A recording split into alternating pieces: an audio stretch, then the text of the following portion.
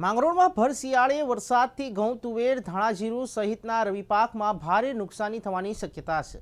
ત્યારે માંગરોળ વિસ્તારમાં હાલ તુવેરના પાકમાં ફ્લોરિંગની સિઝન હોય છે અને કમોસમી વરસાદથી આ તુવેરના પાકમાં ફૂલો ખરીજવાની ભીતિ હોય છે. જ્યારે ધાણા અને જીરું પાકમાં વરસાદી પાણીથી બળી જતા જાય છે, તેને ઘઉંના પાકને પણ આ કમોસમી વરસાદથી ભારે નુકસાની થતી હોય છે. ત્યારે હજુ પણ અમુક ખેડૂતોની તૈયાર થયેલી મગફળી હજુ બહાર પડી છે, તેને પણ તૈયાર પાકમાં નુકસાની થઈ છે તેવી શક્યતા છે. ત્યારે વહેલી સવારથી માંગરોળ પંથકમાં ભારે વરસાદ વરસતા ખેડૂતોની નુકસાની થાય તેવી શક્યતા સેવાઈ રહી છે. ત્યારે માંગરોળ પંથકમાં ગોરેજ ગામે 8 થી 10 વીઘા જેટલો તુવેરનો પાક ઢળી પડ્યો છે અને આશરે 6-7 વીઘાની જુવારનો પાક પણ ફેલ થયો છે. તુવેરનો પાક નિષ્ફળ ગયો છે.